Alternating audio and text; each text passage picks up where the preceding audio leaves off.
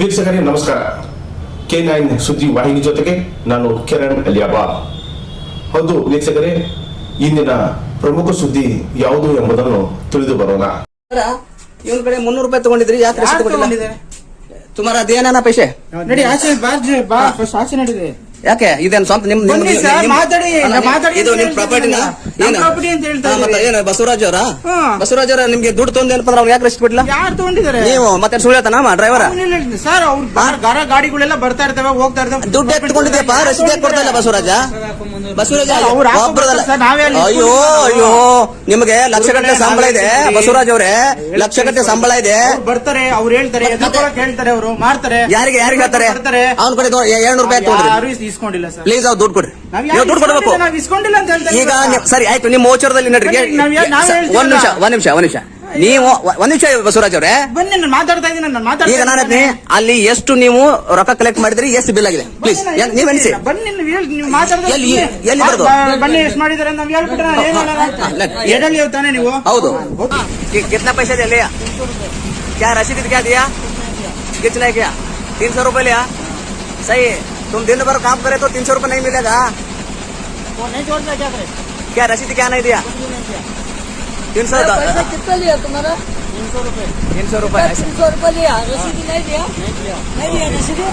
हाँ, 1 मिनट जाना, गाड़ी साइड पर रखो ना, तुम्हारा 300 रुपए वापस दिलाता हूँ. 1 मिनट 300 रुपए चाहिए तो गाड़ी साइड पर लगाओ. ಇದು ನಾವು RTO ಎನ್ಪ ಜಳಕಿ ಚೆಕ್ ಪೋಸ್ಟ್ ಬಂದಿದ್ದೀವಿ. रिक्वेस्ट 1 मिनट हमारे साथ आइए. पैसे कितना ले भाई? 200 रुपए. बिल दिया? क्या क्यों तुम्हारा रसीद दिया क्या? नहीं. क्यों तुम दिन भर काम करे तो तुमको 500 रुपए नहीं मिलेगा? वो क्यों रसीद नहीं दिया तुमको? रसीद नहीं दिया. रसीद थोड़ी देते हैं, ऐसे लेते हैं. पैसे लेते हैं कितना दिन भर? 200 300? हाँ, किसी से 200, किसी से 500 भी लेते हैं. अभी कितना लिया तुम्हारे पास? 200 मेरे से लिया. 200 रुपए रसीद नहीं दिया. ऐसा हो तो क्या करे ड्राइवर को काम? हाँ, मुश्किल है ना बहुत. अच्छा शुक्रिया. किस आदमी को दिया तुम इसको? अभी अंदर है. ಯಾರಿದ್ದಾರೆ ಒಳಗಡೆ?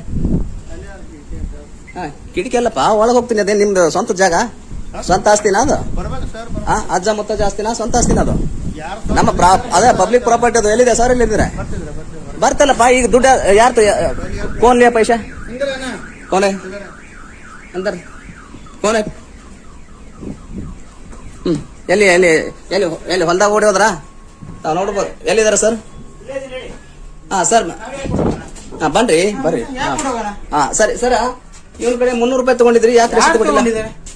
ತುಮಾರ ದೇನಾ ಪೈಸೆ? ನಡಿ ಆಚೆ ಬಾ ಫಸ್ಟ್ ಆಚೆ ನಡಿದೆ. ಯಾಕೆ ಇದೇನು ಸ್ವಂತ ನಿಮ್ ಮಾತಾಡಿ ಇದು ನಿಮ್ ಪ್ರಾಪರ್ಟಿನ ಪ್ರಾಪರ್ಟಿ ಅಂತ ಹೇಳ್ತಾ ಮತ್ತೆ ಏನು ಬಸವರಾಜ್ ಅವರ ನಿಮ್ಗೆ ದುಡ್ಡು ತೊಂದೇನಪ್ಪ ಅಂದ್ರೆ ಅವ್ರು ಯಾಕೆ ರಸೀದಿ ಕೊಟ್ಟಿಲ್ಲ? ಯಾರು ತಗೊಂಡಿದ್ದಾರೆ? ನೀವು ಮತ್ತೆ ಸುಳ್ಳು ಹೇಳ್ತಾನ ಡ್ರೈವರ್? ಸರ್, ಅವ್ರ ಗಾಡಿಗಳೆಲ್ಲ ಬರ್ತಾ ಇರ್ತವೆ, ಹೋಗ್ತಾ ಇರ್ತವೆ. ದುಡ್ಡು ಎತ್ಕೊಂಡಿದ್ಯಪ್ಪ, ರಸೀದಿ ಕೊಡ್ತಾ ಇಲ್ಲ ಬಸವರಾಜ ಒಬ್ಬರದಲ್ಲ. ಅಯ್ಯೋ ಅಯ್ಯೋ, ನಿಮ್ಗೆ ಲಕ್ಷಗಟ್ಟಲೆ ಸಂಬಳ ಇದೆ ಬಸವರಾಜ್ ಅವರೇ, ಲಕ್ಷಗಟ್ಟಲೆ ಸಂಬಳ ಇದೆ. ಬರ್ತಾರೆ, ಅವ್ರು ಹೇಳ್ತಾರೆ, ಹೇಳ್ತಾರೆ, ಅವರು ಮಾಡ್ತಾರೆ. ಯಾರಿಗೆ ಹೇಳ್ತಾರೆ? ಅವ್ನ ಕಡೆ 700 ರೂಪಾಯಿ ತಗೊಂಡ್ರಿ, ಇಸ್ಕೊಂಡಿಲ್ಲ ಸರ್. ಪ್ಲೀಸ್ ಅವ್ರು ದುಡ್ಡು ಕೊಡ್ರಿ, ನೀವು ದುಡ್ಡು ಕೊಡ್ಬೇಕು. ಇಸ್ಕೊಂಡಿಲ್ಲ ಅಂತ ಹೇಳ್ತಾರೆ. ಈಗ ಸರಿ ಆಯ್ತು, ನಿಮ್ಮ ಓಚರದಲ್ಲಿ ನಡ್ರಿ. ಒಂದ್ ನಿಮಿಷ ನೀವು ಒಂದ್ ನಿಮಿಷ ಬಸವರಾಜ್ ಅವರೇ, ಬನ್ನಿ, ನಾನು ಮಾತಾಡ್ತಾ ಇದ್ದೀನಿ. ಈಗ ನಾನು ಅಲ್ಲಿ ಎಷ್ಟು ನೀವು ರೊಕ್ಕ ಕಲೆಕ್ಟ್ ಮಾಡಿದ್ರಿ, ಎಷ್ಟು ಬಿಲ್ ಆಗಿದೆ ಪ್ಲೀಸ್ ನೀವ್ ಎಣಿಸಿ. ಬನ್ನಿ, ನೀವು ಮಾತಾಡ್ತಾ ಎಲ್ಲಿ ಬರೋದು? ಬನ್ನಿ, ಎಷ್ಟು ಮಾಡಿದಾರೆ ನಾವ್ ಹೇಳ್ಬಿಟ್ರೆ ಎಡಲ್ಲಿ ಹೇಳ್ತಾನೆ ನೀವು. ಹೌದು, ಗೊತ್ತು, ನಾವು ಕೇರ್ ನಾವು ಗೊತ್ತು. ನಾವು ಬನ್ನಿ, ಅದೇ ನಾನು ನಾವ್ ಹೇಳಿ ಸುಮ್ನೆ ನೀವು ಬಂದ್ಬಿಟ್ಟು ಹಂಗ್ ಮಾಡಿದ್ರೆ ಏನ್ ತಪ್ಪು ಮಾಡ್ತಾವ? ನಾವು ಕೆಲಸ ಮಾಡ್ತೇವೆ, ಕೆಲಸ ಮಾಡಕ್ಕೆ ರಸೀದಿ ಕೊಡ್ಬೇಕು. ಕೊಟ್ಟು ಮಾತಾಡ್ತೀವಿ ಬಸವರಾಜ್, ನೀವು ನೋಡ್ಕೊಂಡು ಮಾತಾಡಿ. ಎಲ್ಲರೂ ಒಂದೇ ತರ ಇರೋದಿಲ್ಲ, ಯಾರು ಮಾಡೋದಿಲ್ಲ. तुम पैसे दिया नहीं दिया ना? ಮತ್ತೆ ಅವ್ನು ಸುಳ್ಳು ಹೇಳ್ತಾನ? ನೀವು ಏನೇನ್ ಮಾಡ್ತಿರಲ್ಲ, ರೆಕಾರ್ಡಿಂಗ್ ಮಾಡಕ್ ಕಳ್ಸಿದ್ದು ನೀವು ಡ್ರೈವರ್ ಕಳ್ಸಿ. ಒಬ್ರಲ್ಲ ಈಗ ರೆಕಾರ್ಡಿಂಗ್ ಮಾಡಿ 1 ತಾಸಾಯ್ತು. ಯಾರ ಕಡೆ ದುಡ್ಡು ತಗೊಂಡಿದ್ರಿ, ಹೇಗೆ ತಗೊಂಡಿದ್ರಿ? ಡ್ರೈವರ್ ಕೈಗೆ ಕ್ಯಾಮ್ರಾ ಕೊಟ್ಟು ಕಳ್ಸಿದೀನಿ. ಅವ ಬಸವರಾಜ್ ಇದು ಒಳ್ಳೆ ಲಕ್ಷಣ ಅಲ್ಲ. ಬಸವರಾಜ್ ನಿಮ್ದು ಸರ್ಕಾರ ನೌಕರಿ ಕೊಟ್ಟಿದ್ದಾನೆ, ಇದನ್ನ ನೀವು ತಾವು ಗೌರವವಾಗಿ ಉಳಿಸ್ಕೊಳ್ಳೋ ಕೆಲಸ ಮಾಡ್ಬೇಕು. ಹಾ, ಇದುಗಳೇ ನಾನು ನಮಸ್ಕಾರ. ನಾನು ಶಿವಾನಂದ ಹೇಳಿ KRS ಪಾಟೀಲ್ ರಾಜ್ಯ ಸಂಘಟನಾ ಕಾರ್ಯದರ್ಶಿ ಮತ್ತು ವಕೀಲನಾಗಿ ಕೆಲಸ ಮಾಡ್ತಿದ್ದೀನಿ. ಹೀಗೆ ಇವತ್ತು ನಾವು Jalaki check post RTO office ಕಚೇರಿಗೆ ಇಲ್ಲಿ ಬಂದಿದ್ದೀವಿ.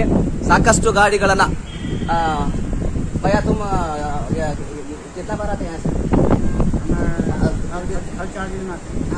आया तो सभी का पैसे देते ना वहाँ से एक दिया तुम बोले ना महाराष्ट्र बॉर्डर में वो 500 रुपये रसीदी नहीं ಕೇಳಿದೆ ಕೆಟ್ಟ ವ್ಯವಸ್ಥೆ ಮಧ್ಯೆ ಇವತ್ತು ಕರ್ನಾಟಕದಲ್ಲಿ ಏನಪ್ಪಾ ಅಂದ್ರೆ ಆರ್ಟಿಒ ಅಧಿಕಾರಿಗಳು ಇಷ್ಟು ಏನೋ ಗಬ್ಬೆದ್ದು ನಾರುವ ಮಟ್ಟಕ್ಕೆ ಹೋಗಿದಾರೆ ನಾವು ತಿಳ್ಕೊಂಡಿರಲಿಲ್ಲ. ಯಾಕಂದ್ರೆ ನಾನು ಏನಪ್ಪಾ ಅಂದ್ರೆ ಇದು ಈಗಲ್ಲ, ನಾನು ಹತ್ತತ್ರ ಇವತ್ತು ನಾನು ಇಲ್ಲಿ ಬಂದು ಹತ್ತತ್ರ ಒಂದು 1.5 ಗಂಟೆ ಆಯ್ತು.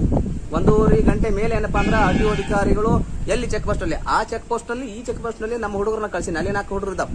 ಅಲ್ಲಿ ಏನಪ್ಪಾ ಅಂದ್ರೆ ಮತ್ತೆ ಡ್ರೈವರ್ ಕೂಡ ಜೊತೆ ಹೋಗಿ ಕ್ಯಾಮ್ರಾ ಕೊಟ್ಟು ನಾನು ಕಳಿಸಿದ್ದೀನಿ. ಯಾಕಂದ್ರೆ ಇವರೆಲ್ಲ ಏನೇನೇ ಮಾಡ್ತಿದ್ದಾರೆ ಅಂತ ಹೇಳಿ. ಸ್ಟೇಟ್ ರಾಜಸ್ಥಾನ್ से यहाँ से ನೋಡಿ, ಅಷ್ಟು ದೂರಿನಿಂದ ಬಂದು ತಮ್ಮ ಜೀವನವನ್ನು ನಡೆಸುವಂತಹ ಜನ.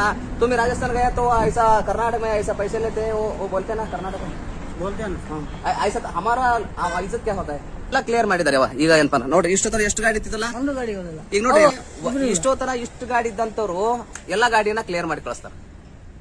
ಅಂದ್ರೆ ಒಂದು ಜಾಗದಲ್ಲಿ ಒಂದು KRS ಪಕ್ಷಿ ಸೈನಿಕರು ಸ್ವಲ್ಪ ಒಂದು 5-10 ಜನ ಇದ್ರೆ ಯಾವ ತರಕ್ಕೆ ಬದಲಾವಣೆ ಆಗ್ತೈತಿ ಅನ್ನೋದದ ನೋಡಿ. ಎಲ್ಲ ಕೇಸಬೇಕಾಯ್ತದ. अब तक बहुत गाड़ी है ना, बहुत गाड़ी. हाँ, एक भी गाड़ी नहीं रोके, सभी चल रहे. हाँ, ಹೋಗ್ತಾ ಇರ್ತವೆ.